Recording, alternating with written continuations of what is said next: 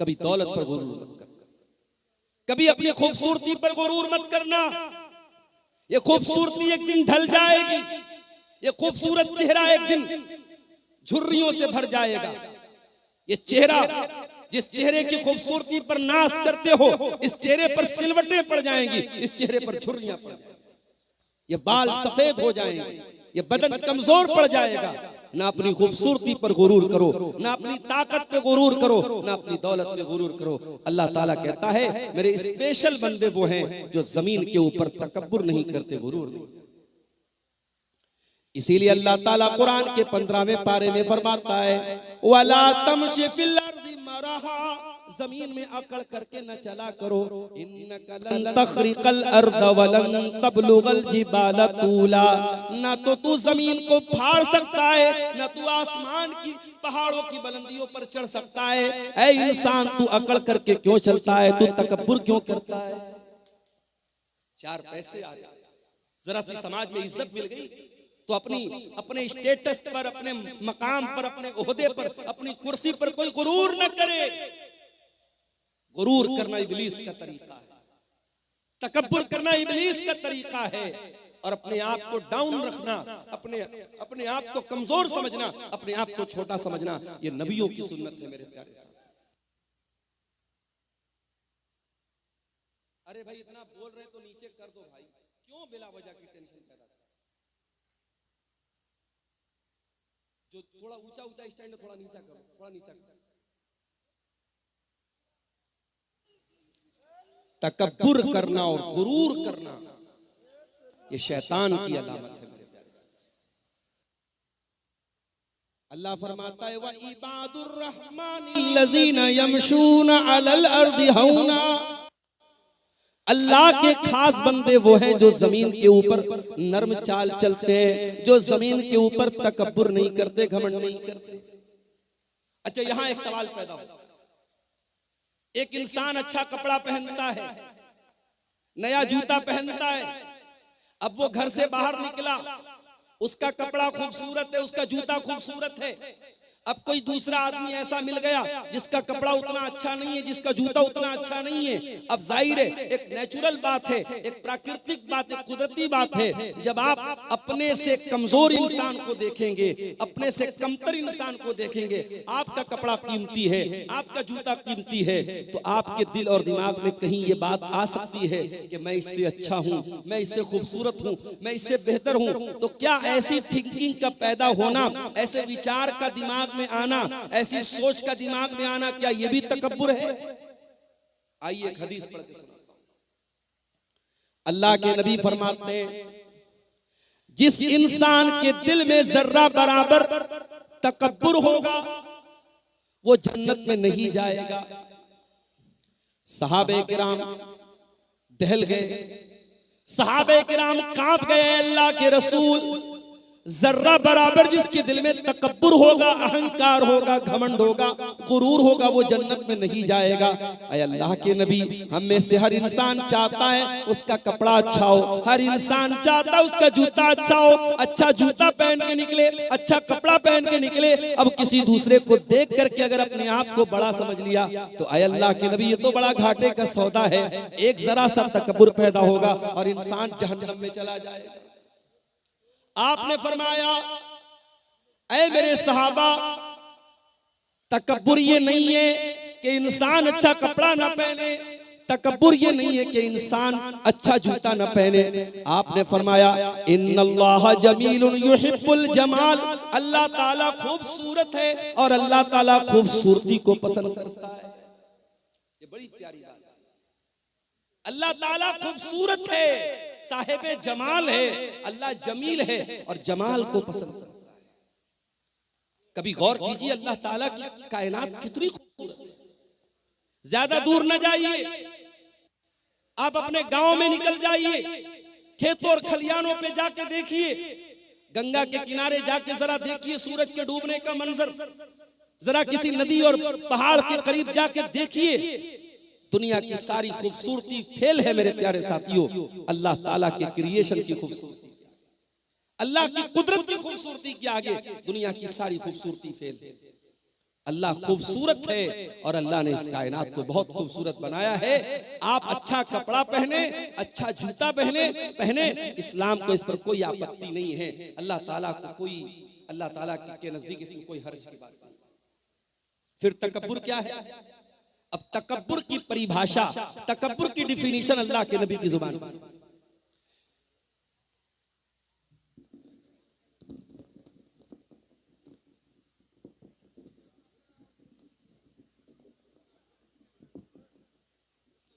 अल्लाह के प्यारे नबी ने फरमाया, अल किब्रु बत्रुल हक़्क़ि व गम्तुन नास। तकब्बुर ये है कि तुम हक बात को कबूल न करो, सच्चाई को कबूल न करो। तुम्हारे सामने सच्चाई पेश की जाए, हक बात पेश की जाए और फिर भी तुम हक बात को कबूल न करो, ये तकब्बुर है।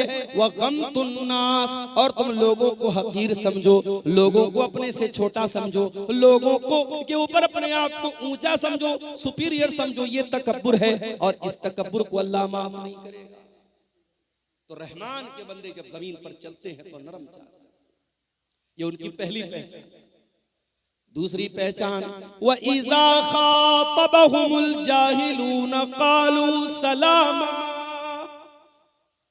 और रहमान के बंदों की दूसरी पहचान ये है, जब जाहिल उनके मुंह लगते हैं, जब जाहिल उनसे कन्वर्सेशन करते हैं, जब जाहिल उनसे बातचीत करते हैं और जिहालत पर उतर जाते हैं, तो वो ईंट का जवाब पत्थर से नहीं देते, वो शेर का जवाब सवा शेर से नहीं देते, वो जाहिल का जवाब खामोशी से देते हैं, वो सलाम कह करके आगे गुजर जाते हैं।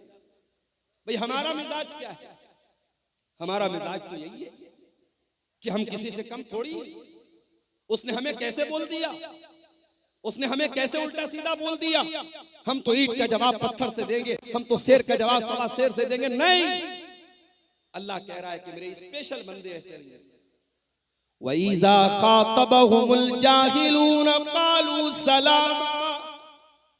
वो जाहिल का जवाब जिहालत से नहीं देते, वो गलत का जवाब गलत से नहीं देते।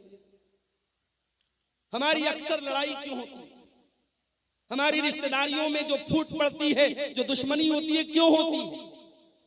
उसने मुझे बोल दिया, उसने मुझे ऐसा कह दिया, उसने मेरे साथ ऐसा कर दिया, उसने अपनी लड़की की शादी में मुझको नहीं बुलाया, उसने अपने यहाँ दावत में नहीं बुलाया, हम भी नहीं बुलाए। यही तो होता है। अल्लाह के नबी के पास एक आदमी आया, उसने कहा, अल्लाह के नबी, मेरे कुछ रिश्तेदार हैं, मैं उनके साथ अच्छा सलूक करता हूं, वह युसीऊना इलैया, वो मेरे साथ बुरा सलूक करते हैं।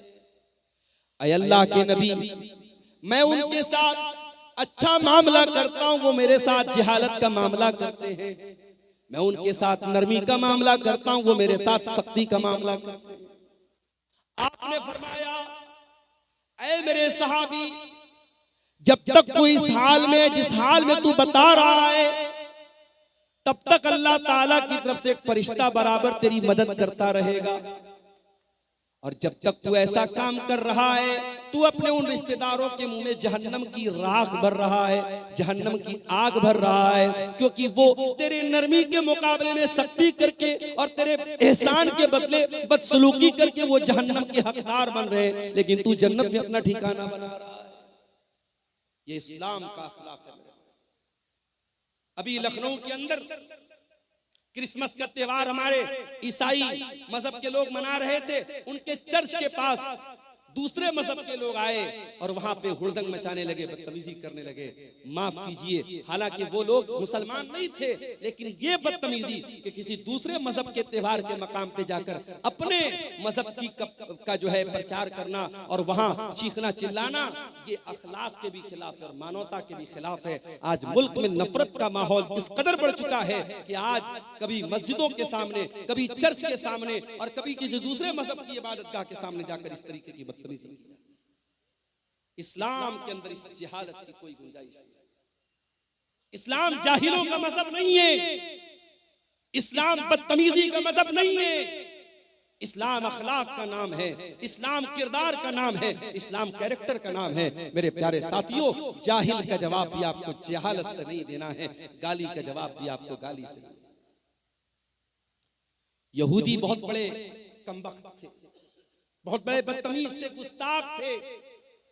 यहूदी अल्लाह के नबी के पास आते हैं, अस्सलाम अलैकुम कहते हैं, लेकिन जरा सी जबान को घुमा लेते हैं और अस्सलाम अलैकुम कहने के बजाय वो अस्सलाम अलैकुम कहते हैं।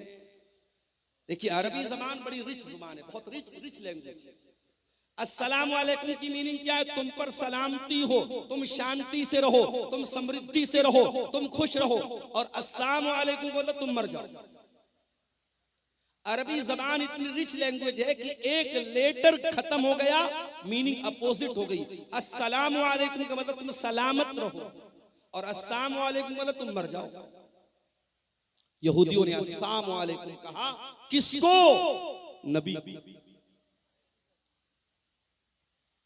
नबी ने सुन लिया। हजरत आयशा के कानों में यहूदियों के जुमले पड़ गए। जब यहूदियों ने अस्सलाम वालेकुम कहा, अम्मा आयशा को गुस्सा आया, उन्होंने फौरन जवाब दिया, वालेकुम अस्सलाम वल्लानतो। ऐ यहूदियों, तुम पर भी मौत आए, तुम पर भी अल्लाह की लानत आए, तुम मर जाओ।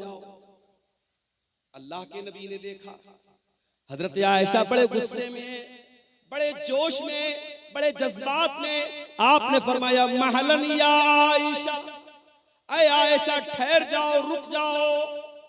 इतने जज्बात में क्यों आ रही हो, इतने तैश में क्यों आ रही हो? इन्नल्लाह युहिब्बुर रिफ्क़ फ़िल अम्रि कुल्लिही। ऐ आयशा, अल्लाह ताला नरमी को पसंद करता है, अल्लाह ताला सख्ती को पसंद नहीं करता, अल्लाह तो नरमी वाला नरमी को पसंद करता है।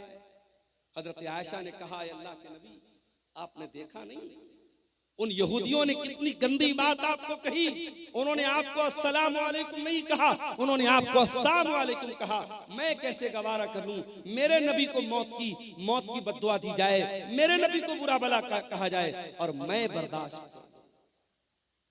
हजरत आयशा ने हमें और आपको एक सबक भी दिया। सबक ये दिया कि अगर आपके दिल में रसूल की मोहब्बत है और रसूल की गैरत है और आपके रसूल को बुरा भला कहा जाए तो आपको गुस्सा आना चाहिए, आपके जज्बात भड़कने चाहिए। अगर आपके जज्बात ठंडे पड़े हैं, आपके नबी को कुछ भी कह दिया जाए, आपके जज्बात पर कोई फर्क न पड़े, इसका मतलब कि आप बेगैरत हो चुके हैं, आपके अंदर रसूल के नाम की कोई गैरत नहीं। क्रिसमस का त्योहार आया, ईसाई मजहब के लोग मना रहे, ठीक है उनका मजहब है, लेकिन हमारी शरीयत क्या कहती है कि अल्लाह ताला का कोई बेटा नहीं है। लम यलिद व लम यूलद, ना तो वो किसी का बेटा है ना उसका कोई बेटा है। क्रिसमस मनाने वाला तो ये अकीदा रखता है कि आज के दिन अल्लाह ताला का बेटा पैदा हुआ है, नऊजुबिल्लाह। और मुसलमान बेचारा अपने आप को सेकुलर साबित करने के लिए और अपने आप को मानवतावादी साबित करने के लिए ये क्रिसमस की मुबारकबाद देता है और उसमें शामिल होता है। कितने मुसलमान बच्चे सांता क्लॉस बनते हैं और उनकी नकाब पहने हुई मुसलमान माँ अपने सांता क्लॉस बने बच्चे को स्कूल में छोड़ने जाती है।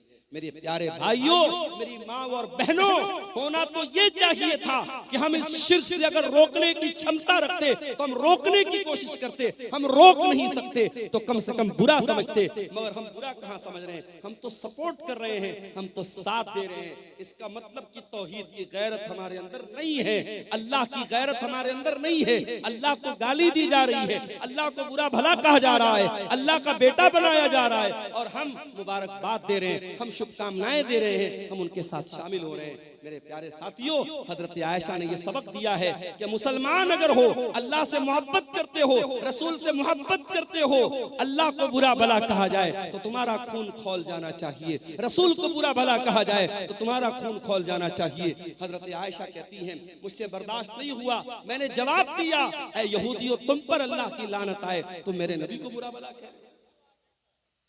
नबी ने क्या जवाब दिया? कहा, आयशा, मैंने उन यहूदियों की बदतमीजी को सुना था और मैंने उनका जवाब भी दे दिया था जब उन्होंने अस्सलाम वालेकुम कहा था। ऐ आयशा, मैंने जवाब दे दिया था, मैंने वालेकुम कह दिया था। उन्होंने कहा था अस्सलाम वालेकुम, ऐ मोहम्मद सल्लल्लाहु अलैहि वसल्लम, आपके ऊपर मौत आ जाए, आप खत्म हो जाएं, आप हलाक हो जाएं। ऐ आयशा, मैंने जवाब दे दिया था वालेकुम, तुम पर भी हलाकत आ जाए, तुम भी मर जाओ, तुम भी खत्म हो जाओ। ये मेरे नबी का अंदाज था। गाली का जवाब आपने गाली से नहीं दिया। मेरे भाइयों, ये अखलाक आज अपने देश में, अपने इलाके में, अपने स्टेट में, अपने गांव में, अपने खानदान में, अपने परिवार में ये अखलाक पैदा करो। अपने बच्चों को ये अखलाक सिखाओ। रहमान के बंदों का ये अखलाक होता है, वइज़ा खातबहुमुल जाहिलून क़ालू सलामा, कि वो जाहिल का जवाब जहालत से नहीं देते। अच्छा, उनका दिन ऐसा गुजरता है, उनकी रात कैसी गुजरती है? वल्लज़ीन यबीतून लिरब्बिहिम सुज्जदन व क़ियामा, जब दुनिया रात में आराम कर रही होती है, गुलछर्रे उड़ा रही होती है, अय्याशी कर रही होती है, रहमान के स्पेशल बंदे रात को तहज्जुद पढ़ते हैं, क़ियामुल लैल करते हैं, रात रात भर सजदा करते हैं, रात रात भर क़ियाम करते हैं, रातों को तहज्जुद की नमाज पढ़ते हैं। आज कितने मुसलमान हैं जो तहज्जुद की नमाज पढ़ते हैं? अरे तहज्जुद छोड़ दो। संभल की बात करने वाले, बनारस की बात करने वाले और उन मस्जिदों की बात करने वाले जिन मस्जिदों पर दुश्मनों की निगाहें हैं, अपने गांव की मस्जिदों को पहले आबाद करो। तुम्हारे गांव की मस्जिद में फजर की नमाज में कितने लोग रहते हैं? मुअज्जिन अज़ान की आवाज दे रहा है, अस्सलातु खैरुम मिनन नौम, नमाज नींद से बेहतर है। और मोहल्ले में, गांव में सैकड़ों लोग रहते हैं, दो चार बूढ़ों के अलावा, दो चार बुजुर्गों के अलावा, जो डंडा लेके मस्जिद में पहुंचते हैं, कोई फजर की नमाज में आने को तैयार नहीं है। गोया हम ये साबित कर रहे हैं कि ऐ मुअज्जिन, तू कहता है नमाज नींद से बेहतर है, लेकिन मेरे नजदीक नींद बेहतर है, मैं नींद को छोड़ करके नमाज पढ़ने को तैयार नहीं। आज का मुसलमान 5 टाइम की नमाज पढ़ने को तैयार नहीं, और वो बेचारा बैठ करके तबसरा कर रहा है, हमारी मस्जिदें निशाने पर हैं, हमारी मस्जिदों पर दुश्मनों की गलत नजर है। अरे दुश्मन की गलत नजर बाद में है, पहले तूने अपनी मस्जिदों को वीरान। दिल्ली की जामा मस्जिद में अभी मेरे पास वीडियो आया, वहां इंस्टाग्राम की रील बन रही है, लड़का लड़की प्यार मोहब्बत की रील बना रहे। कहा? अल्लाह के घर में, जामा मस्जिद में। मैंने वीडियो देखा, मेरा खून खौल गया कि जामा मस्जिद के एडमिनिस्ट्रेशन और वहां की इंतजामिया क्या कर रही है। इस तरीके के बेहुदा वीडियोस जामा मस्जिद के अंदर बनाए जा रहे हैं। प्यार मोहब्बत की बातें एक लड़का लड़की वो वीडियो के अंदर फिल्मा रहे, और वो वीडियो जामा मस्जिद दिल्ली के अंदर बन रही है। मेरे प्यारे साथियों, दिल्ली के अंदर 5 मस्जिदें तो ऐसी है, पुरानी मस्जिदें, जो पिकनिक स्पॉट बन चुकी हैं, और वहां आशिक और माशूक मिलने जाते हैं। वो लवर्स पॉइंट बन गया है, वो आशिकों के मिलने का अड्डा बन गया है। ये मुसलमान का हाल है, और वो बेचारा कह रहा है कि साहब हमारी मस्जिदों पर दुश्मनों की गलत नजर है। अल्लाह कह रहा है, मेरे स्पेशल बंदे 5 टाइम की नमाज के तो पाबंद होते ही होते हैं। वल्लज़ीन यबीतून लिरब्बिहिम सुज्जदन व क़ियामा, वो रात रात भर सजदे में रहते हैं, वो रात रात भर क़ियाम में रहते हैं, वो अल्लाह की बारगाह में रोते रहते हैं, वो अल्लाह की बारगाह में तहज्जुद पढ़ते हैं, क़ियामुल लैल करते हैं। कल जुमा का दिन है, फजर की नमाज में आप मस्जिद में जाएंगे, अगर इमाम साहब को मसला मालूम है, सुन्नत का तरीका मालूम है, इमाम साहब पहली रकात में सूरह सजदा पढ़ाएंगे, दूसरी रकात में सूरह दहर पढ़ाएंगे। सूरह सजदा की तिलावत जब आप सुनेंगे, सूरह सजदा में ये आयत भी इमाम साहब तिलावत करेंगे, ततजाफा जुनूबुहुम अनिल मज़ाजी यदऊन रब्बहुम खौफन व तमा। मेरे नेक बंदे वो हैं जो अपने बिस्तर से अलग रहते हैं, रातों में लोग सोए रहते हैं। मेरे नेक बंदे अपने बिस्तर से अलग होकर अल्लाह की बारगाह में रुकू कर रहे होते हैं, अल्लाह की बारगाह में सजदा कर रहे होते हैं। मेरे नेक बंदे तहज्जुद पढ़ते हैं, मेरे नेक बंदे क़ियामुल लैल करते हैं। और एक बात आपको बोलता हूं, कभी कोई मसला फंस जाए, कभी जिंदगी में कोई प्रॉब्लम आ जाए, कभी कोई समस्या आ जाए, नुस्खा बताता हूं, नोट कर लो। पांचों टाइम की नमाज की पाबंदी करो और तहज्जुद की नमाज के लिए मोबाइल पर अलार्म सेट करो। फजर की अजान 5 बजे हो रही है, रात में 3 बजे उठो और वजू करके 8 रकात तहज्जुद की नमाज पढ़ो, मैक्सिमम 8 रकात। अगर 8 रकात पढ़ने की ताकत नहीं तो 6 भी पढ़ सकते हो, 6 की ताकत नहीं तो 4 भी पढ़ सकते हो, 4 की ताकत नहीं तो 2 भी पढ़ सकते हो। मिनिमम 2 रकात, मैक्सिमम 8 रकात तहज्जुद की नमाज पढ़ो और उसके बाद अल्लाह के सामने अपनी झोली फैला दो। आए अल्लाह, शादी को 8 साल हो गए, तेरा बंदा औलाद की नेमत से महरूम है। आए अल्लाह, मेडिकल चेकअप करा लिया, डॉक्टर्स की रिपोर्टें नॉर्मल हैं, डॉक्टर का इलाज दुरुस्त है। आए अल्लाह, मेरे मेरे मेरे घर में बच्चे की किलकारी नहीं गूंज रही है, मेरी बीवी की गोद सूनी है। आए अल्लाह, मुझे औलाद की नेमत से नवाज दे। मेरे प्यारे साथियों, ये तजर्बा और मुशाहदा जो उलमा का और नेक लोगों का रहा है, वो मैं आपको बता रहा हूँ। तहज्जुद की नमाज में आप तहज्जुद की नमाज पढ़ने के बाद अल्लाह से वो चीजें मांगिए जो असंभव है, जो नामुमकिन है। अल्लाह ताला उस असंभव और नामुमकिन को भी इंशाअल्लाह मुमकिन बना देगा। तजर्बे और मुशाहदे की बात बता रहा हूं क्योंकि वो वक्त ऐसा है मेरे प्यारे साथियों, जब अल्लाह खुद आसमान दुनिया पर नाजिल होता है और अल्लाह खुद कहता है अपने बंदों से, मांगो मुझसे, मैं तुम्हारी पुकार को सुनूंगा, मुझसे मग़फ़िरत तलब करो, मैं तुम्हें माफ कर दूंगा, मुझसे सवाल करो, मैं तुम्हें दूंगा। अल्लाह देने के लिए उतरा है, अल्लाह दे रहा है। और मेरे प्यारे साथियों, हम इतने बदनसीब हैं, हम उस मुबारक वक्त को, उस अजीम घड़ी को हम उसको खो देते हैं। मेरे प्यारे साथियों, तहज्जुद की नमाज आपको बहुत कुछ ऐसा देगी जो आपको सोच के भी बाहर है, आपके तसव्वुर से भी बाहर है। अल्लाह कह रहा है, मेरे स्पेशल बंदे रातों को तहज्जुद की नमाज और आगे बढ़िए। अच्छा, तहज्जुद पढ़ते हैं इसका मतलब नेक लोग हैं। अब जब नेक लोग हैं तो उनको तो अपने आप पर एक खुशी होनी चाहिए कि साहब हम तो तहज्जुद पढ़ने वाले हैं, जन्नत तो हमारे बाप की होगी, जन्नत पे तो हमारा रिजर्वेशन हो गया। नहीं, तहज्जुद पढ़ने के बावजूद अल्लाह के अजाब से डरते रहे। वल्लज़ीना यक़ूलूना रब्बना अस्रिफ अन्ना अज़ाब जहन्नम इन्ना अज़ाबहा कान गरामा इन्नहा साअत मुस्तक़र्रन व मुक़ामा। रहमान के खास बंदे तहज्जुद की नमाज पढ़ते हैं, रात रात भर जागते हैं, लेकिन फिर भी अल्लाह से दुआएं करते हैं कि ऐ परवरदिगार, तू जहन्नम के अजाब से हमको बचा ले।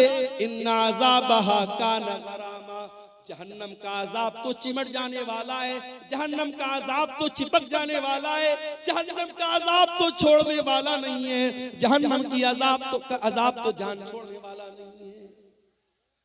आज 2-4 लाख रुपया हमने मस्जिद में दे दिया, 2-4 लाख रुपया हमने मदरसे में दे दिया, कोई जलसा करा दिया, कोई मस्जिद बनवा दी, कोई यतीमों की मदद कर दी, तो हम उतने ही पर बड़े फख्र से, बड़े गुरूर से हम अपने आप को समझते हैं कि साहब हमने तो बहुत बार तीर मार लिया, अब तो जन्नत हमारे बाप की हो गई। नहीं मेरे प्यारे साथियों, ये बहुत ही खतरनाक किस्म का तकब्बुर है कि इंसान अपनी नेकियों को, अपने नेक अमाल को अपनी नजात के लिए फाइनल समझे कि हाँ मैंने नेकी कर ली तो मेरी नजात हो गई। इंसान को नेकी करके भी डरना चाहिए, पता नहीं अल्लाह ताला ने उसकी नेकी कबूल की है। हजारों साल पहले जब इब्राहिम अलैहिस्सलाम ने खाने काबा को बनाया था, उनका बेटा इस्माइल भी अपने बाप के साथ खाने काबा को बना रहा था। दोनों बाप बेटे खाने काबा को बना रहे थे और बाप बेटे क्या दुआ कर रहे थे, कुरान बाप बेटों की दुआ को बयान कर रहा है। व इज़ यरफ़उ इब्राहीमुल क़वाइद मिनल बैति व इस्माइल रब्बना तक़ब्बल मिन्ना इन्नका अंतस समीउल अलीम। ऐ परवरदिगार, इब्राहिम दुआ कर रहे हैं, उनका बेटा इस्माइल दुआ कर रहा है, ऐ परवरदिगार हम बनाने को तो खाने काबा बना रहे हैं, ऐ अल्लाह हम तेरा घर बना रहे हैं, हम मस्जिद बना रहे हैं, लेकिन ऐ अल्लाह हमको पता नहीं हमारा ये अमल कबूल होगा कि नहीं होगा। रब्बना तक़ब्बल मिन्ना इन्नका अंतस समीउल अलीम, ऐ अल्लाह तू हमारी इस नेकी को कबूल फरमा ले, तू दुआओं को सुनने वाला है, तू दिल का हाल जानने वाला है।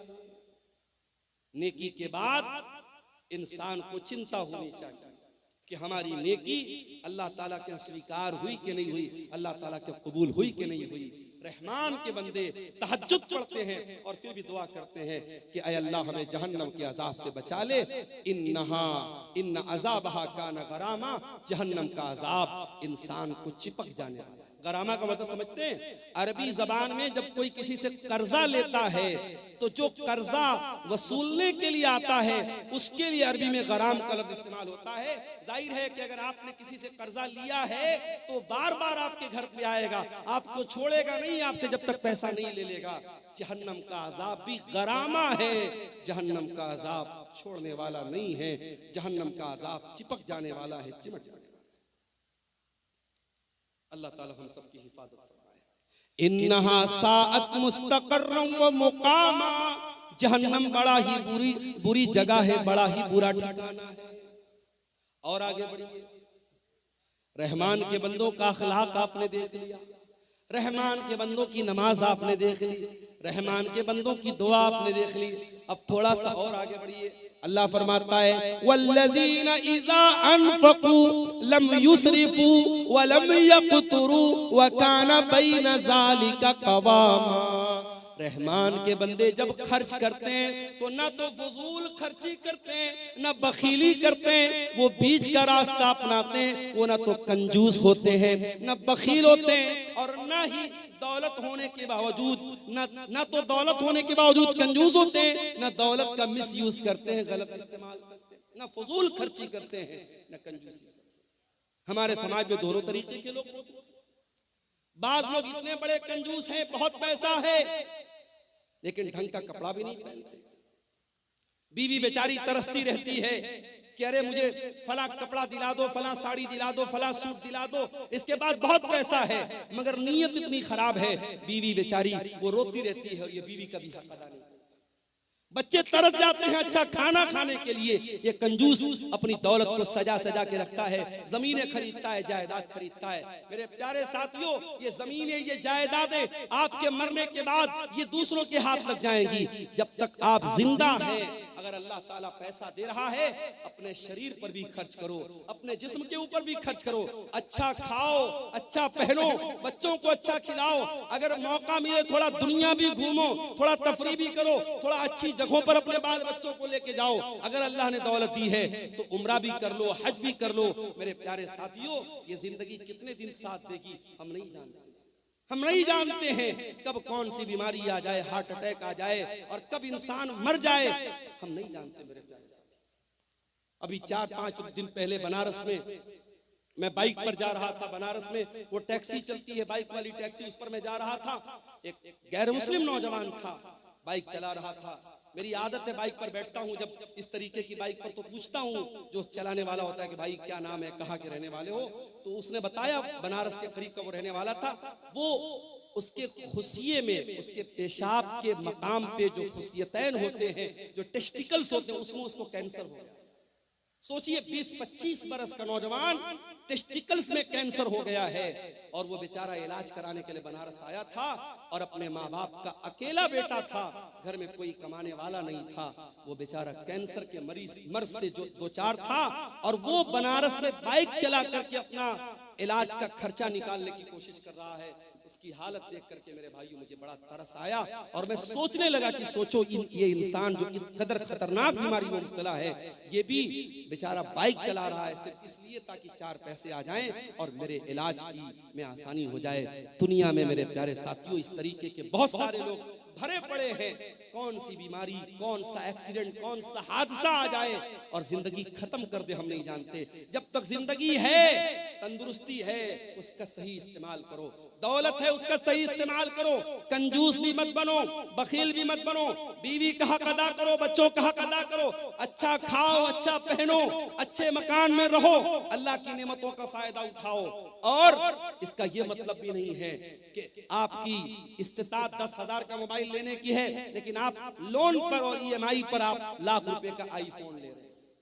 ताकत 10,000 का मोबाइल लेने की है, मगर लोन पर और EMI पर आप क्या ले रहे हैं? 1 लाख रुपए का आईफोन ले रहे हैं। ये मेरे प्यारे साथियों, जितनी बड़ी चादर हो, इंसान को पैर उतना ही फैलाना चाहिए। न फजूल खर्ची करना इस्लाम में सही है, न बखीली करना इस्लाम में सही है। आज जलसा होता है, सोशल मीडिया पर जलसों के बारे में कितनी बातें होती हैं।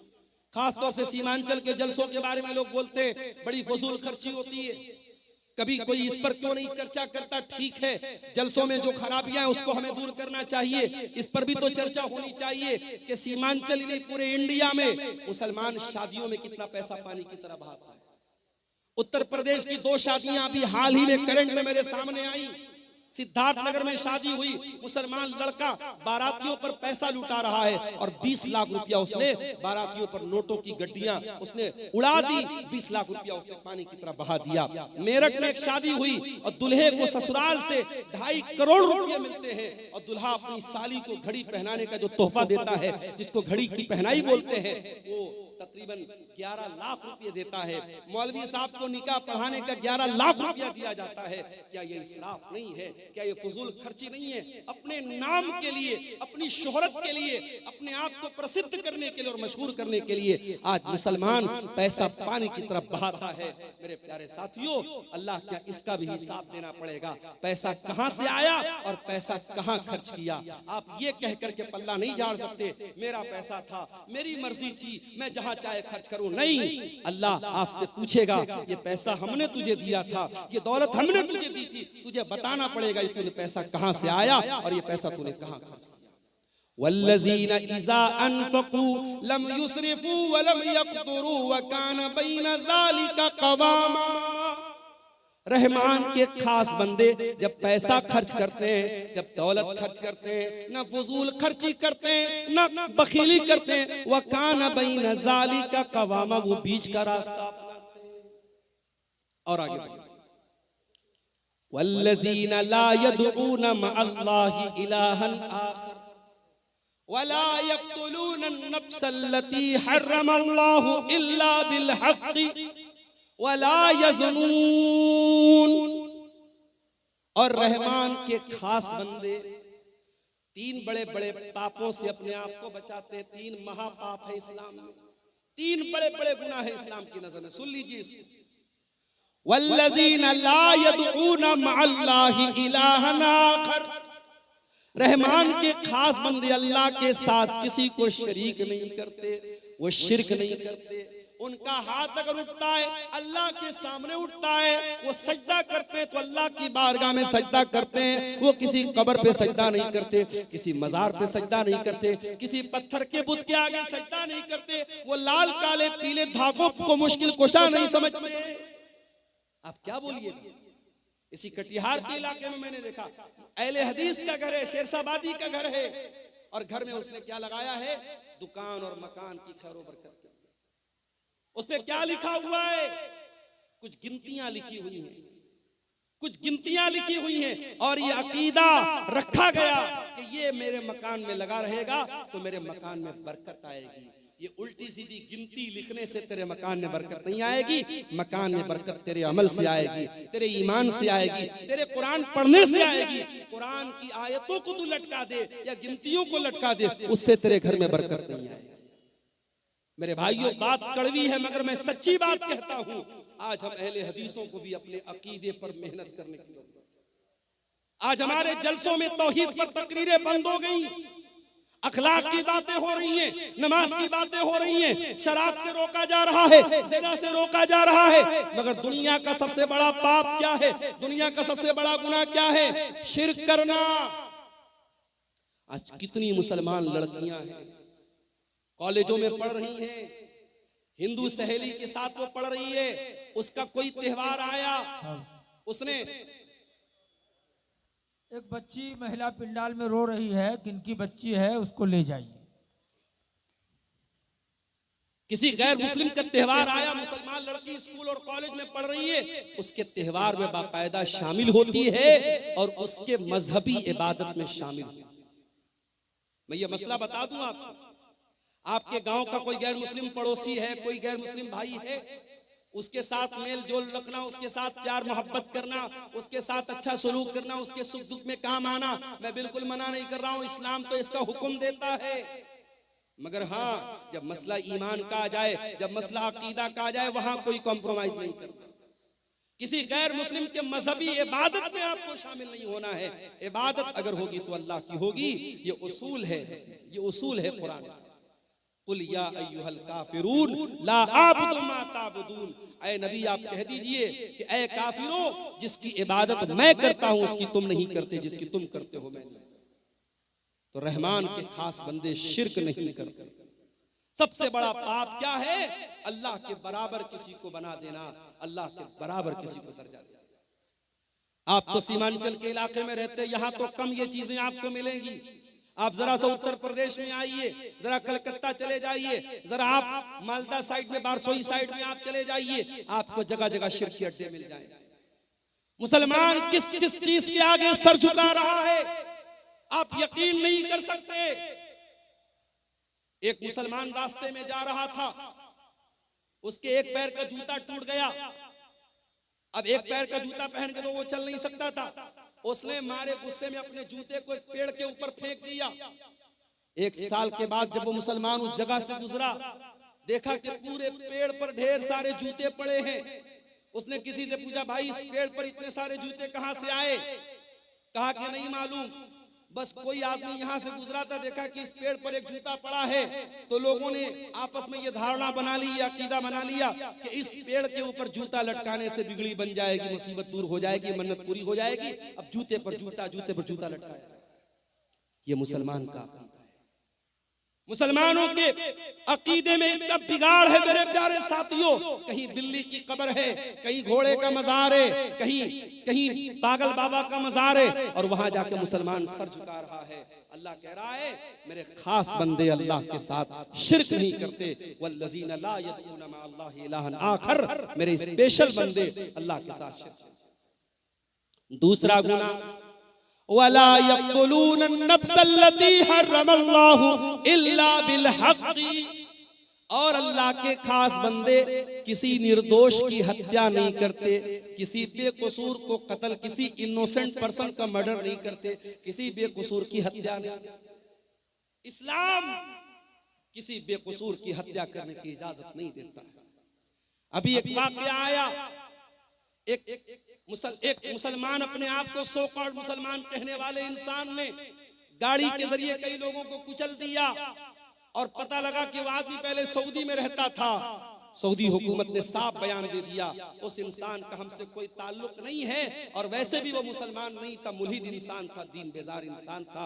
मेरे प्यारे साथियों, कोई मुसलमान इस तरीके की हरकत अगर करे, किसी बेकसूर की हत्या करे, किसी निर्दोष को मार दे, तो कान खोल करके सुन लो, इस्लाम का उससे कोई संबंध नहीं है।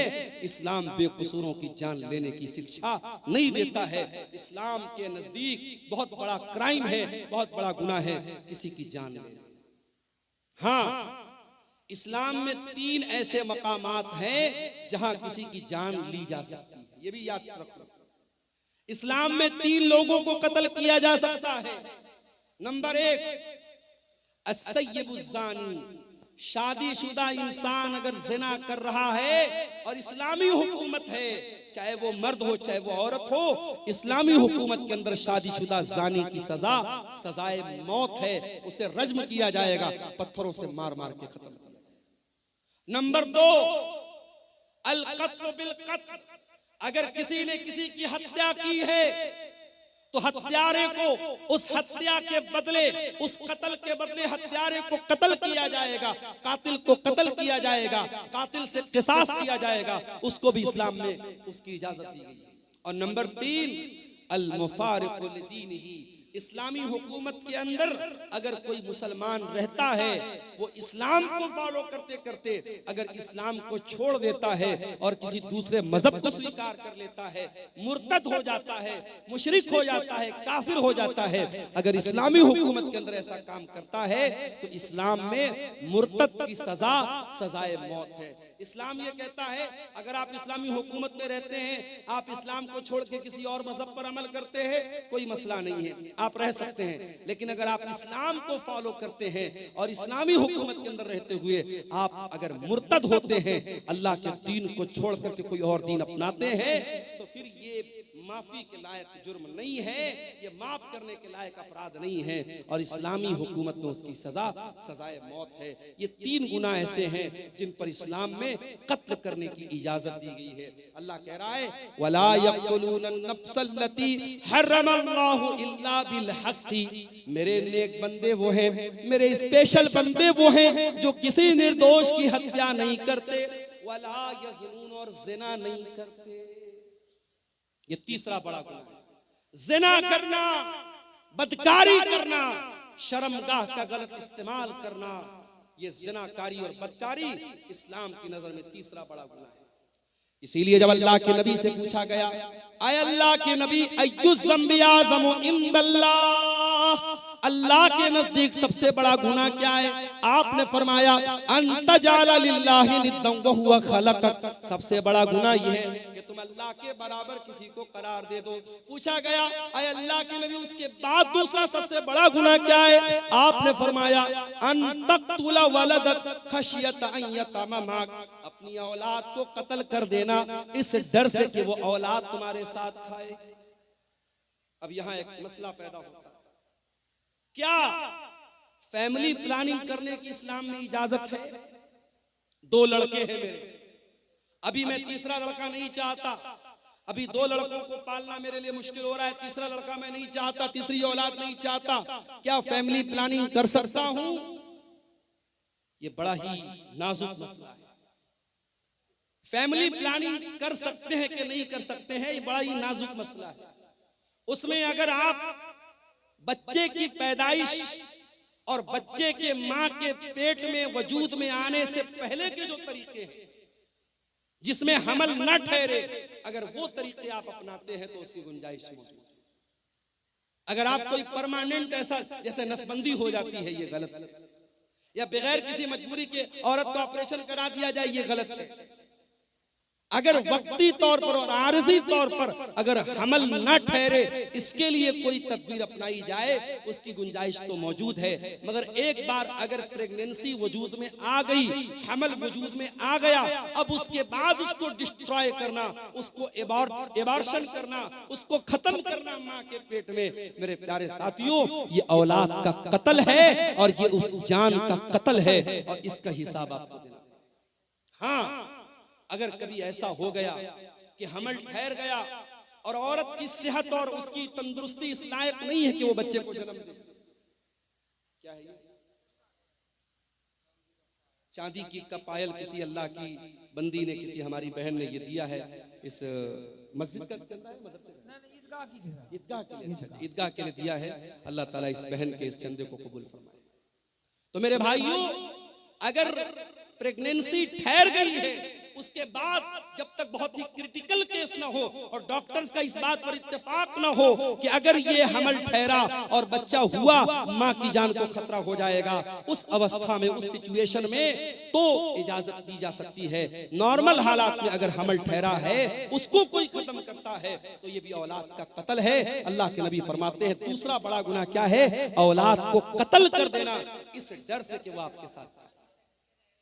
और खबरदार, कोई ये ना सोचे अपनी औलाद को हम खिलाते हैं, नहीं। मैंने अपनी जिंदगी में तजर्बा देखा है।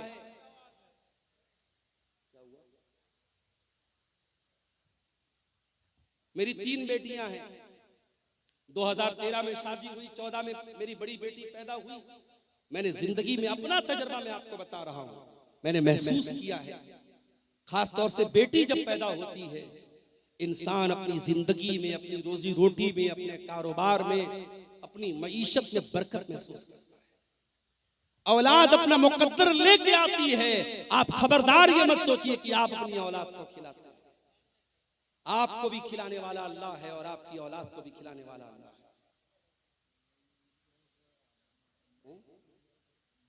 जी जी, चंदा बहुत कम हुआ है, इसलिए शेख मोहतरम से गुजारिश है कि अच्छा अच्छा, ठीक ठीक ठीक। मौलाना बंगला बोल पाएंगे थोड़े, एक आपको सीखिए। मेरे भाइयों, मौजू तो जो मेरा चल रहा है उस पर मैं बात करूंगा और कर ही रहा हूं। आपने जैसा कि सुना, शेख तौहीद साहब ने भी बताया कि प्रोग्राम एक ईदगाह के चंदे के लिए हुआ है। और मैं इसी इलाके में जानता हूं कि अल्लाह ताला ने इतना लोगों को दिल दिया है कि एक एक दिन में 20-20 लाख रुपए एक एक जलसे में चंदा उतरा है। तो आप थोड़ा सा दिल खोलिए, माओ बहनों से भी कहता हूं, थोड़ा दिल खोल करके आप यहाँ पे अपना चंदा भेजिए। और हमारे बादशाह हुसैन सलफी साहब भी कलेक्शन इंशाअल्लाह करेंगे, या और जो भी उलमा चंदा करने वाले हैं वो आपके उस चंदे का ऐलान भी करेंगे और उसकी दुआएं भी करेंगे। आप इस काम में देर न कीजिए और जलसे के जिम्मेदारों से भी गुजारिश करें। साहब का टाइम नहीं है, मौलाना जर्जी साहब का टाइम होता चला ऐसा, इसलिए मौलाना हुसैन को टाइम नहीं दिया जाएगा, मौलाना जर्जी साहब ही को दिया जाएगा। अच्छा, इसलिए आप कुछ देर चंदा कर दें। और कुछ फतवा भी आया हुआ है, उसका जवाब देना। चंदा तो भाई हमारे बस का नहीं है। चलिए देखते हैं ऐसे बोलते जाइए, इंशाअल्लाह देंगे।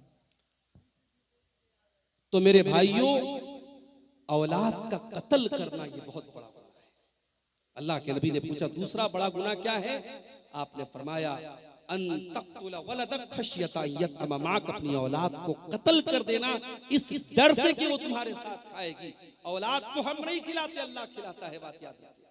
नहनु नर्ज़ुकुहुम व इय्याकुम, तुमको भी खिलाने वाले हम हैं, तुम्हारी औलाद को खिलाने वाले भी हम हैं। इस गलत फहमी में मत रहना कि औलाद को हम खिलाते। अल्लाह कह रहा है कि तुम्हारी औलाद को हम खिलाते हैं, तुम अपनी औलाद के रोजी के मालिक नहीं। अल्लाह ताला ये 1000 किसी भाई ने चंदा दिया है, अल्लाह इस चंदे को कबूल फरमाए। और इस तरीके से आप आते रहिए, तकरीर तो होती रहेगी। आखिर में 10-15 मिनट थोड़ा सा आप यहाँ पर आकर के मेरे हाथों पे भी कुछ चंदा दे दीजिए, ताकि मौलाना तौहीद साहब की बात भी रह जाए। और जो जलसे की कमेटी के लोग मायूस बैठे हुए हैं, असल जो मकसद है, जो पर्पस है जलसे का, चंदा बता रहे काफी कम हुआ है। आप हजरात बहुत बड़ी तादाद में आए हैं, इतनी बड़ी भीड़ और इतना बड़ा मजमा अगर आए और ईदगाह जैसी पाकीज़ा जगह के लिए, जहां साल में इबादत होगी, ईद और बकरीद की नमाज होगी, और एक बार ये जमीन खरीद लीजिए तो समझो जब तक वो जमीन रहेगी और नमाज पढ़ी जाती रहेगी, सवाब आपको मिलता रहेगा। परमानेंट आप सदका करके इंशाअल्लाह जाएंगे, सदका जारिया, तो जरूर आप इसमें हिस्सा लें। देखिए आप हजरात मौलाना का हाथ पर दे और दुआ ले लीजिए। मौलाना मुसाफिर आदमी हैं, 2000 बनारस से आए हैं, इसलिए उनके हाथ में चंदे दीजिए। को इंशाअल्लाह उर्दू में भी दुआ देने में नेकी मिलेगी। और जलसा कमेटी के लोगों से गुजारिश है कि माँ बहनों के पिंडाल में चादर लेके जाए, जिनको जिम्मेदारी है, जो भी माँ बहनों के पिंडाल में भी, जेंट्स पिंडाल में भी चादर लेके जाए। तो अल्लाह के नबी से पूछा गया कि दूसरा बड़ा गुनाह क्या है? आपने कहा औलाद को कत्ल करना। फिर पूछा गया अल्लाह के नबी तीसरा बड़ा गुनाह क्या है? आपने फरमाया अंतुजानिया हलीलत जारिक, अपने पड़ोसी की बीवी के साथ जिना करना। जिना तो किसी भी औरत के साथ करना हराम है। पड़ोसी का जिक्र आपने खास तौर से इसलिए किया क्योंकि पड़ोसी के ऊपर भरोसा करता है। अगर कोई अपने पड़ोसी के साथ विश्वासघात करे, पड़ोसी के भरोसे का खून करे, तो ये डबल गुनाह है, ये गुनाह पर गुनाह है। इसलिए अल्लाह के नबी ने पड़ोसी का खास तौर से जिक्र किया। तो ये 3 बड़े बड़े गुनाह हैं। रहमान के खास बंदे न तो शिर्क करते हैं, न कत्ल करते हैं, न जिना करते हैं। और अल्लाह आगे क्या कहता है? वमन यफअल ज़ालिका यल्का सामा, और जो भी इंसान शिर्क करेगा, किसी निर्दोष की हत्या करेगा या ज़िना करेगा, वो बहुत बड़ी मुसीबत उठाएगा और बहुत बड़े गुनाह में पड़ जाएगा। युज़ाफ़ लहुल अज़ाबु यौमल क़ियामति व यख़लुद फ़ीही मुहाना, और हमेशा वो जहन्नम की आग में जलता रहेगा। लेकिन हाँ, ज़िना करने वाला भी तौबा कर ले। दुनिया वाले कहते सुबह का भूला शाम को लौट जाए, तो भूला नहीं कहते। अल्लाह कह रहा है अगर जिना करने वाला, कत्ल करने वाला, शिर्क करने वाला भी सच्ची तौबा कर ले, मैं उसे स्वीकार करने को तैयार हूं, मैं उसे कबूल करने को तैयार हूं। इल्ला मन ताबा व आमना व अमिला अमलन सालिहा फउलाइका युबद्दिलुल्लाहु सय्यिआतिहिम हसनात व काना अल्लाहु गफूरर रहीमा। जो तौबा करेगा, जो ईमान लाएगा और जो नेक अमल करेगा, अब तक जितना गुनाह किया गुनाह कर लिया, अब तक जितना गलत काम किया कर लिया, अब तौबा कर लिया और ईमान के रास्ते पर आ गया और नेक अमल कर लिया, तो अल्लाह क्या कहता है? हम ऐसे लोगों के गुनाहों को नेकी में बदल देंगे। अब तक जितने क्राइम किए, जितने गुनाह किए, जितने पाप किए, हम उनके पापों को, उनके गुनाहों को माफ कर देंगे और उसको ट्रांसफर कर देंगे नेकियों में। मेरे प्यारे साथियों, तौबा का एक तरीका ये भी है, इंसान नमाजें पढ़े, सदका खैरात करे, अल्लाह की राह में अपनी दौलत और अपने माल को खर्च करे।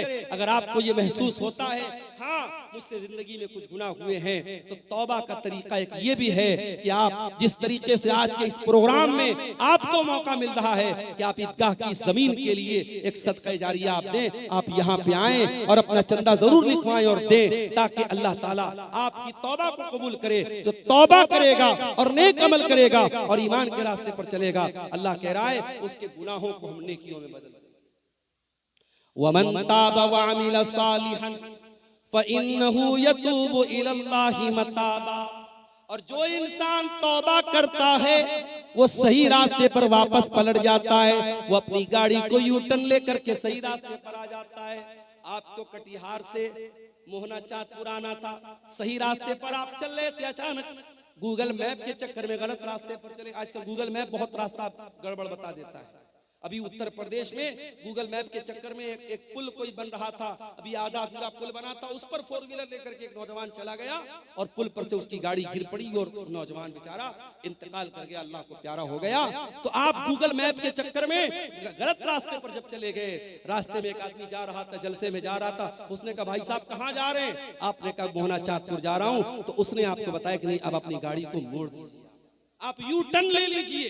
तो तौबा भी यू टर्न है मेरे प्यारे साथियों। जब आप तौबा करते हैं, जब आपने गुनाह का काम किया, हमने कोई गलत काम किया, उस वक्त तक हम गलत ट्रैक पर चल रहे थे, गलत रास्ते पर चल रहे थे, जैसे ही हमने तौबा कर लिया, अल्लाह कह रहा है फइन्नहु यतूबु इलल्लाहि मताबा, हम अल्लाह के रास्ते की तरफ लौट के चल जाए। उसके बाद फरमाया ये 3 लोगों ने 500-500 रुपए का ताउन इस ईदगाह की जमीन के लिए दिया है। अल्लाह तबारक व तआला इनके इस चंदे को भी कबूल फरमाए। और जो भी भाई अभी सोच विचार में पड़े हैं, अल्लाह उनको तौफीक दे के वो आए और अपनी अपनी हैसियत और कैपेसिटी के एतबार से जरूर इस कार्य खैर में हिस्सा लेकर के जाए। मैं बात कर रहा हूँ कुरान के 19वें पारे की सूरह फुरकान की आयतों को आपके सामने पढ़ रहा हूँ, और रहमान के विशेष बंदों और खास बंदों की कुछ क्वालिटीज है मालूम इसका क्या है? अच्छा, दुकानदारों ने दिया, माशाअल्लाह। ये झोले में कुछ रकम आई है, अब ये इसको लोग इनके बताएंगे कितनी रकम है। ये हमारे सड़क के जो दुकानदार भाई हैं, उन लोगों ने इसको आपस में कलेक्शन करके दिया है। अल्लाह ताला उनके देखिए साइड से सब आके चंदा दीजिए, मौलाना का हाथ से मुसाफा कीजिए। जरूरी नहीं है कि कोई 1-2 लाख रुपए चंदा दे तभी चंदा होता है। मस्जिदें बनती हैं, ईदगाह की जमीन खरीदी जाती है। मैंने देखा है कोई ऐसा भी अल्लाह का बंदा होता है जिसकी 100 रुपए की ताकत है, वो 100 रुपया बड़े कलेजे से लाके देता है, बड़े दिल के जज्बे के साथ लाके देता है। और एक इंसान 1 लाख रुपया देता है, करोड़पति आदमी 1 लाख रुपया देता है, मगर दिल की तकलीफ के साथ देता है। अल्लाह के यहाँ उस करोड़पति का दिया हुआ 1 लाख रुपये का चंदा वो 19 पड़ जाता है, और वो 100 रुपये का चंदा उस गरीब इंसान का अल्लाह के उसका मकाम ज्यादा बुलंद हो जाता है। इसलिए मेरे प्यारे साथियों, ये न समझना कि हम तो कोई छोटा मोटा हम क्यों अमाउंट देने जाए। आप जो भी हो रहा है, यहाँ स्टेज पर लोग बैठ करके चंदा का कलेक्शन कर रहे हैं, आप आइए। मुझे मुनासिब नहीं लग रहा है, मौजू के बीच में बार बार डिस्टरबेंस भी हो रहा है, लेकिन मैं चाहता हूं कि जलसे वालों की बात भी रह जाए। आप आकर के जरूर इस ईदगाह में अपना ताउन कीजिए। हमारी जलसा कमेटी के लोग भी चादर लेके जा रहे हैं, और खवातीन में भी, महिला पिंडाल में भी मैं गुजारिश करता हूं कमेटी के लोगों से, वहां 2-4 औरतों को सौंप दीजिए, और चादर में आप लोग जो ताउन कर सकते हैं करें। मुझे मुनासिब नहीं लग रहा है बीच में बार बार मौजू को, टॉपिक को छोड़ करके चंदे की बात करना। मैं अपने मौजू को खत्म करके इंशाअल्लाह इस कुर्सी से उठूंगा। रहमान के खास बंदों की हम पहचान बता रहे हैं आपको, उनकी विशेषताएं बता रहे हैं, उनकी खूबियां बता रहे हैं। अल्लाह ने कहा रहमान के खास बंदे शिर्क नहीं करते, जिना नहीं करते, कत्ल नहीं करते। और आगे वल्लज़ीना ला यशहदून अज़्ज़ूर, और अल्लाह के खास बंदे वो हैं जो किसी गुनाह के काम में, किसी गलत काम में शामिल नहीं होते। नए साल की रात आ रही है, 31 दिसंबर की रात आ रही है। बड़े बड़े शहरों में बड़े बड़े होटल बुक हो जाएंगे, नाचने गाने वालियां महंगे महंगे अमाउंट के ऊपर उनको हायर किया जाएगा, कई हजार का पास और टिकट लगाया जाएगा। और होटलों में महंगे महंगे टिकट दे करके नाच गाना देखने और शराब पीने जाने वालों में मेरे प्यारे साथियों एक बड़ी तादाद में मुसलमान नौजवान और लड़के लड़कियां भी शामिल होते हैं। कुरान क्या कहता है, वल्लज़ीना ला यशहदून ज़ूर, अल्लाह के खास बंदे झूठी गवाही नहीं देते और किसी गलत काम में शामिल नहीं होते। व इज़ा मर्रू बिल्लग़्वी मर्रू किरामा, और जब वो किसी लग़्व चीज के पास से गुजरते हैं तो शराफत से गुजर जाते हैं। आप मार्केट में जा रहे हैं, आप रेलवे स्टेशन के पास जा रहे हैं, आप एयरपोर्ट के पास से जा रहे हैं और कोई लग़्व चीज, कोई नामुनासिब चीज आपकी नजरों के सामने से आई तो आप अगर उसको देखने लगते हैं या उस गलत काम में आप इन्वॉल्व हो जाते हैं, अल्लाह ताला हम सब की हिफाजत फरमाए। मेरे प्यारे साथियों, रब्बुल आलमीन अगर आप किसी लग़्व चीज के पास से गुजरते हैं तो कुरान क्या कहता है, मेरे स्पेशल बंदे, वइज़ा मर्रू बिल्लग़्वी मर्रू किरामा, शराफत के साथ वहां से गुजर जाते हैं। उसके बाद फरमाया, वइज़ा ज़ुक्किरू बिआयाति रब्बिहिम लम यखिर्रू अलैहा सुम्मन व उमियाना वल्लज़ीना इज़ा ज़ुक्किरू बिआयाति रब्बिहिम, और रहमान के खास बंदों की एक पहचान ये भी है, जब उनके सामने कुरान पढ़ा जाए, जब उनके सामने उनके रब की आयतें पढ़ी जाए, वो अंधे और बहरे बन करके, वो गूंगे और बहरे बन करके नहीं गिर पड़ते। जलसा हो रहा है, तकरीर हो रही है, आप एक कान से सुन करके दूसरे कान से उड़ा रहे हैं, न कुरान की आयतों पर गौर हो रहा है, न मुकर्रिर की आलिम की बातों पर गौर हो रहा है, न अमल हो रहा है।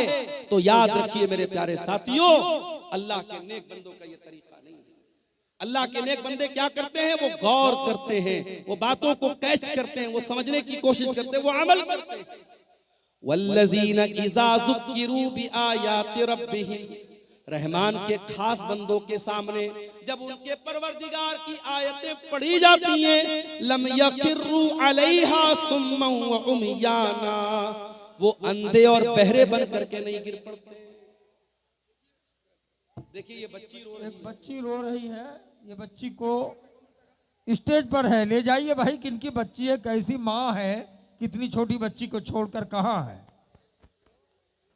स्टेज में आके ले जाइए, छोटी सी बच्ची है, दिखाइए वो स्क्रीन पर। एक बच्चा बैसा गोविंदपुर का, अबुल कलाम बाप का नाम बता रहा है, स्टेज में पहले से बहुत देर से रो रहा है, ले जाइए। मलकैन का रहमान के खास बंदे कुरान की आयतों को सुन करके सुम्म व उमियाना, अंधे और बहरे बन करके गिर नहीं पड़ते, गौर करते हैं, अमल करते हैं। कुरान की आयतें आज हमारे सामने पढ़ी जाती है, पत्थर दिल हो चुके हैं हमारा। नमाज पर कितनी तकरीरें हो रही हैं, बेनमाजी वैसे के वैसे। ज़िनाकारी पर कितनी तकरीरें हो रही हैं, ज़िना के केसेस कम नहीं हो रहे। शराब पर कितनी बातें हो रही हैं, मगर नशे का रुझान बराबर बढ़ता चला जा रहा है। मेरे प्यारे साथियों, रहमान के खास बंदे कुरान की आयतों को गौर से सुनते हैं और अमल करते हैं। उसके बाद फरमाया, वल्लज़ीना यक़ूलूना रब्बना हब लना मिन अज़वाजिना व ज़ुर्रियातिना क़ुर्रता अयुन वजअलना लिलमुत्तक़ीना इमामा। ये रहमान के खास बंदों की आखिरी पहचान अल्लाह बयान करता है। रहमान के खास बंदे वो हैं जो ये दुआएं करते रहते कि ऐ हमारे परवरदिगार, हमारे बीवी बच्चों को हमारी आंखों की ठंडक बना दे। बीवी बच्चे हमारी जिंदगी का बड़ा अहम हिस्सा होते हैं। मेरे हम जब भी खुश होते हैं अपने बीवी बच्चों के साथ खुशी में शामिल होते हैं। हम किसी अच्छी जगह घूमने फिरने जाते हैं, अपने बीवी बच्चों को शामिल करते हैं। क्या अपने बीवी बच्चों को जहन्नम की आग से बचाने की चिंता हमारे दिल और दिमाग में पैदा नहीं होती? मेरे भाइयों, देखिए ये फिर किसी ने 1500 रुपए का ताउन पेश किया है और ये 100 रुपए का भी कुछ ताउन हमारे चंद नौजवानों ने पेश किया था। अल्लाह ताला इन तमाम चंदा देने वालों के चंदे को और दान देने वालों के दान को अल्लाह कबूल फरमाए, अल्लाह इनकी जायज मुरादों को पूरी फरमाए। ये सामने फोन पे का स्कैनर कोड भी, बार कोड भी लगा हुआ है, जगह जगह इन लोगों ने लगाया है स्टेज के बीच में। आप हजरात जो ऑनलाइन भी पेमेंट करना चाहें जरूर इस ईदगाह की जमीन के लिए करते हुए जाएं। तो रहमान के खास बंदे अपने बीवी बच्चों के लिए दुआ करते हैं। अगर आपकी बीवी दीनदार नहीं है, आपका बच्चा अगर दीन पर नहीं है, तो कम से कम कुछ नहीं कर सकते। रजाकार हजरात से गुजारिश है कि 10 मिनट के अंदर हजरत मौलाना जर्जी साहब इटावा उनको ले आए स्टेज में। 10-15 मिनट के अंदर मौलाना जर्जी साहब को स्टेज में ले आए। तब तक मौलाना अब्दुल गफ्फार के बाद मौलाना मुश्ताक साहब बंगला में 10-15 मिनट ईदगाह के लिए चंदा करेंगे बंगला जबान पे, जो देना चाहें दे सकते हैं। रहमान के खास बंदे अपने बीवी बच्चों की चिंता करते हैं। अपने बीवी बच्चों के कपड़े की चिंता तो हम सब करते हैं, बच्चों की दुनिया के फ्यूचर की चिंता तो हम सब करते हैं, लेकिन मेरे प्यारे साथियों, ये जमीन, ये जायदाद, ये रुपया, ये पैसा, ये जेवर, ये कपड़ा हमारे बीवी बच्चों की दुनिया में काम आएगा। अपने बच्चों की, अपने बीवी की आखिरत को बनाने के लिए आपने क्या किया? आज कितने लोग हैं, जवान बेटी उनकी पढ़ाई कर रही है कलकत्ता में, रांची में, पटना में, लड़की कहां जा रही है, क्या कर रही है, रातों में किससे मिल रही है, माँ बाप को कोई फिक्र नहीं है। वो तो बड़े फख्र से कहते हैं हमें तो अपनी लड़की के ऊपर भरोसा है। मेरे प्यारे साथियों, भरोसे के नाम पर आंख मूंद लेना और अपनी बेटियों को, अपनी नादान बेटियों को बुराई के अड्डों पे डाल देना, ये अक्लमंदी का सौदा नहीं है, ये फायदे का सौदा नहीं है। अपने बच्चों के अकीदे की फिक्र करो, अपने बच्चों की आखिरत की फिक्र करो। अल्लाह कह रहा है, मेरे नेक बंदे दुआएं करते हैं, रब्बना हब लना मिन अज़वाजिना व ज़ुर्रियातिना कुर्रत आयुन। ऐ परवरदिगार, हमारे बीवी बच्चों को हमारी आंखों की ठंडक बना दे, वजअलना लिल मुत्तकीना इमामा, और हमें तू मुत्तकियों का इमाम बना दे। मुत्तकी बनना कमाल नहीं है, मुत्तकियों का इमाम बनना कमाल है। ऐसे मुत्तकी बनो, पूरे गांव के लिए आइडियल बन जाओ, पूरे इलाके के लिए आइडियल बन जाओ। तुम्हारी फैमिली इतनी मुत्तकी बन जाए, तुम्हारी बीवी इतनी दीनदार हो, तुम्हारे बच्चे इतने दीनदार हो कि लोग मिसाल दे कि हाँ दीनदार ऐसे लोग होते हैं, मुत्तकी ऐसे। इतनी सारी क्वालिटीज जिनके अंदर पैदा हो जाएं, अब अल्लाह ताला रिवार्ड क्या देगा, बदला क्या देगा, इनाम क्या देगा, पुरस्कार क्या देगा, जरा सुनिए। उलाइका युजज़ौनल गुरफता बिमा सबरू व युलक़ौन फीहा तहियतन व सलामा। अल्लाह कह रहा है, इनको अल्लाह जन्नत में कमरा देगा। अल्लाह कह रहा है जन्नत में रूम देगा, कमरा देगा। अभी मुंबई का सफर करना है मुझे, मैं ऑनलाइन चेक कर रहा था कि ताज होटल में अगर एक दिन रात गुजारी जाए तो कितना अमाउंट आएगा। तो मैंने इंटरनेट पर चेक किया, बंबई का बहुत 5 स्टार होटल, बड़ा मशहूर होटल है ताज होटल, एक रात गुजारने का अमाउंट कितना आ रहा था? 50,000 रुपया। 50,000 रुपया एक रात का चार्ज है ताज होटल का, जो हमारे मुंबई शहर का बहुत 5 स्टार होटल है, बहुत बड़ा होटल है। लोग चाय पीने जाते हैं ताज होटल में, लोग बताते हैं 700-800 रुपए की एक चाय होती है। जब दुनिया के 5 स्टार होटलों की इतनी उनकी रौनक है कि एक एक रात का 50-50 हजार रुपया चार्ज लोग देते हैं और वहां रात गुजारते हैं, तो सोचो मेरे भाइयों, जन्नत तो हमारे तसव्वुर और हमारे इमेजिनेशन से कहीं ज्यादा खूबसूरत है। और जन्नत के कमरे कैसे होंगे, और जन्नत के महल कैसे होंगे, और जन्नत के खाना पीना कैसा होगा, हम तो तसव्वुर भी नहीं कर सकते। अल्लाह कह रहा है ये क्वालिटीज अगर आपके अंदर पैदा हो जाएं, उलाइका युजज़ौनल गुरफता बिमा सबरू, ऐसे नेक बंदों को उनके सब्र का फल मिलेगा। अल्लाह उनको जन्नत में दाखिल करेगा और जन्नत में फरिश्ते उनको सलाम करेंगे, फरिश्ते उनको सैल्यूट करेंगे, खालिदीन फीहा, और वो जन्नत में हमेशा रहेंगे। हसनत मुस्तक़र्रम व मुक़ामा, और जन्नत बहुत ही बेहतरीन ठिकाना है और बहुत ही बेहतरीन जगह है। मेरे अजीजों, ये चंद बातें मैंने आपके सामने सूरह फुरकान के हवाले से कुरान के 19वें पारे के हवाले से आपके सामने रखी है। रहमान के खास बंदों की पहचान। मैं चाहता हूं कि ये जो पहचान अल्लाह ताला ने बयान की है, इन पहचान और इन विशेषताओं को हम सब भी अपना लें, ताकि अल्लाह ताला ने जो रिवार्ड दिया है, जो बदला दिया है, अल्लाह ताला उन नेक लोगों में हमको भी शामिल फरमा दे। मेरे भाइयों, ये जाते जाते जो भाई इस ईदगाह के लिए ताउन करके जा रहे हैं, अल्लाह ताला इन भाइयों के इस चंदे और ताउन को भी कबूल फरमाए। और मजीद जो भाई अब तक पीछे रहे हैं, माओ बहनों से भी गुजारिश करता हूं, मौलाना जर्जी साहब थोड़ी देर में आएंगे, उसके पहले पहले एक बेहतरीन तकरीर तो आप सुनेंगे। उसके पहले पहले जो भी आप इस ईदगाह के लिए आप चंदा दे सकते हैं, ताउन दे सकते हैं, वो जरूर करके जाएं। हम अल्लाह से दुआ करते हैं, रब्बुल आलमीन अपने खास बंदों में, अपने रहमान तू अपने विशेष बंदों में हमको भी शामिल फरमा दे। और जिन बुराइयों से वो बचते हैं, तू हमें बचने की तौफीक अता फरमा। और जो नेक अमाल वो करते हैं, वो नेक अमाल तू हमें सबको करने की तौफीक अता फरमा। ऐ अल्लाह, हमें तू जब तक दुनिया में हम जिंदा रहें, नेक अमल करने की तौफीक अता फरमा। ऐ अल्लाह, हमारे जिन भाइयों ने आज ईदगाह की जमीन के लिए ताउन पेश किया है, करेंगे, ऐ अल्लाह तू उन सब की जायज मुरादों को पूरी फरमा दे। ऐ अल्लाह, जो मरहूम माँ बाप की तरफ से यहाँ ईदगाह की जमीन के लिए ताउन किया है, ऐ अल्लाह उनके चंदे को भी तो कबूल फरमा दे। ऐ अल्लाह, हमारी नेकियों में तू इखलास पैदा फरमा दे। ऐ अल्लाह, हमें जब तक तू दुनिया में जिंदा रख, इस्लाम पर जिंदा रख, और हम सब का खात्मा ईमान पर हो। आमीन व आखिर दावाना अनिल हम्दुलिल्लाहि रब्बिल आलमीन वस्सलामु अलैकुम व रहमतुल्लाहि व बरकातहू। जज़ाकुमुल्लाह खैरल जज़ा। ये थे हजरत मौलाना डॉक्टर अब्दुल गफ्फार साहब सलफी बना।